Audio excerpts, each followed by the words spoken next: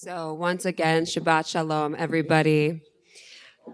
There was a sheet, which we call in Hebrew a daf, a page, that was by our Sidurim. I regret to inform us that there's definitely not enough for everybody, but for most.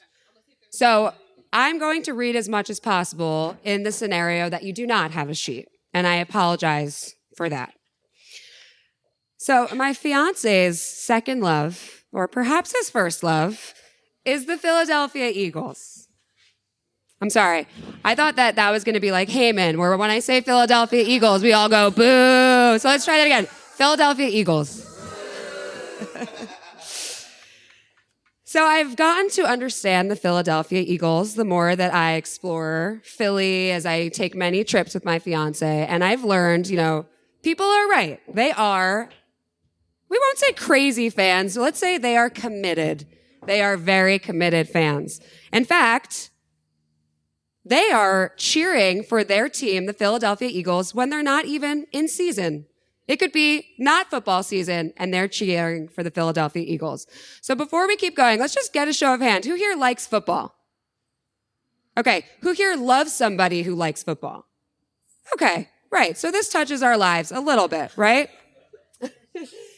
So what I want to do with this metaphor of the Philadelphia Eagles, it's more of a segue to talk about the animal, the eagle, and how we are related to that animal. But what I'm going to loop around to is the idea that fans of the Eagles are fans all year round. And what I'm going to get to for us is what is our commitment to Judaism, to internal reflection all year round, just like the fans of the Philadelphia Eagles, right? Okay, so thank you for bearing with me through that. So we are turning to Deuteronomy 32:1. In this week's Parashat Ha'azinu, we learn that God can have the metaphor of being an eagle, that God is like an eagle. So maybe God's a member of the Philadelphia Eagles, I don't know. Or maybe he's just the bird. Or God, sorry, don't say he, God is the bird. So we're turning to Deuteronomy 32:11. I'm going to read this out loud. Like an eagle who rouses its nestlings, gliding down to its young, so did God spread wings to take them, bear them along God's wings. So what we learn here is not only that God protects us, the Israelites, but God bears us on God's wings. So God allows us to soar. And that's some of what we have in this week's Parsha. But this week's Parsha is not the only place in the Torah where God is likened to an eagle. So if for those of you who have the sheet, look down at our next source, and if you don't, I will read it out loud. We turn to Genesis 1, the beginning of creation, which we will soon read because our new cycle of reading is around the corner. When God began to create heaven and earth, the earth being unformed and void, with darkness over the surface of the deep, and a wind from God hovering over the water. Okay, so you might be saying, Rabbi, there was no eagle there. What are you talking about? A lot of commentators look to this Hebrew word hovering, mirachefet, and you can actually look back at Deuteronomy and see yirachef, that it's the same verb used to describe the eagle soaring. And so a lot of commentators, rabbinic commentators, will associate this passage of Genesis with the passage of Deuteronomy, and once again liken God to an eagle that soars, that hovers over the waters and the earth, protecting the land and the people. So now we look to Exodus, and we see once again, you have seen what I did to the Egyptians, how I bore you on eagle's wings and brought you to me.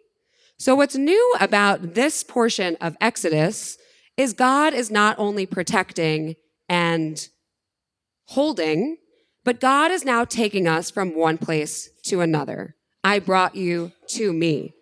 So not only is God taking us to God, but there is also this sense of going from one place to another. And if we remember from the high holidays, we spoke about Egypt, the word for Egypt being Mitzrayim, and that Mitzrayim can also mean narrow straits. And it can refer to our constricted consciousness when we are not in our true state of being. And that's what Yom Kippur is so much of about, that we are trying to atone and reflect so that we can return to God, return to our true nature of being. So to an extent, God as eagle, this eagle is protecting us, holding us, and helping us go from place to place, internally helping us transform ourselves. So now that takes me to Ibn Ezra and Deuteronomy 32, where Ibn Ezra, a rabbinic commentator, just takes this idea home, and he says it means that God leads them from place to place. So this is just some of what we can see as God of eagle and what that means for the Jewish people. But if we flip to the back of the page, there's a little bit more for us.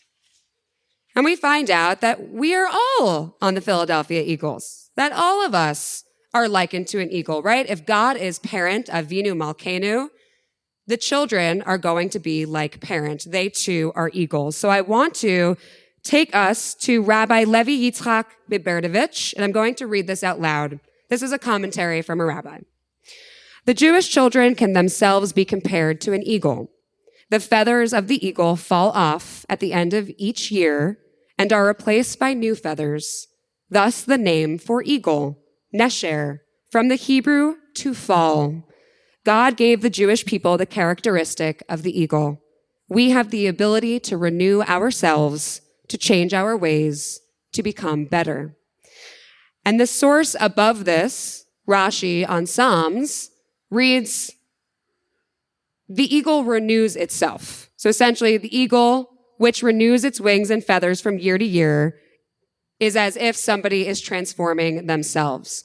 So we've gone from just likening God to an eagle that has these ideas of protection and shelter, and now we've embodied that in ourselves, realizing that we too can shake our feathers and can completely renew ourselves.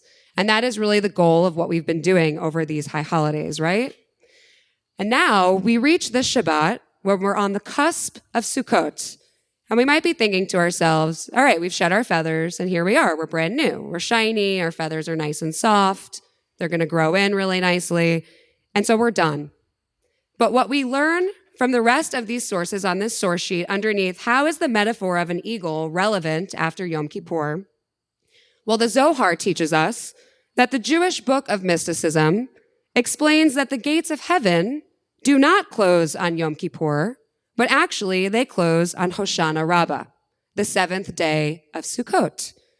This is repeated in the Talmud, which explains, so Hoshana Rabbah is referred to in the Talmud as the willow, because we shake the lulav and the etrog, right? And it says that Hoshana Rabbah, the day when the heavenly judgment begins and the day when it concludes.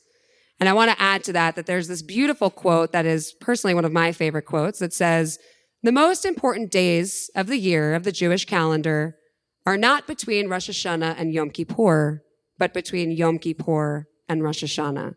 That our work of shaking our feathers doesn't happen once a year. It can happen every single day. And that the most important time to do it continues, especially in this next week after Yom Kippur.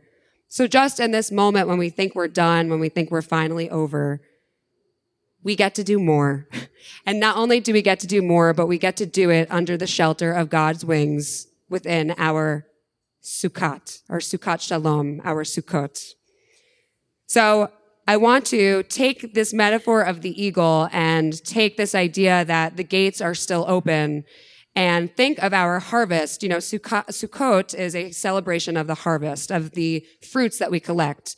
But if we think about it in a spiritual, metaphorical way, we're actually reaping, just like the song we just sang, we're reaping the harvest of the seeds that we sowed last year, right? So our harvest is not just of fruits and food, but of emotions and the way that we deal with our relationships. What are we harvesting this Sukkot?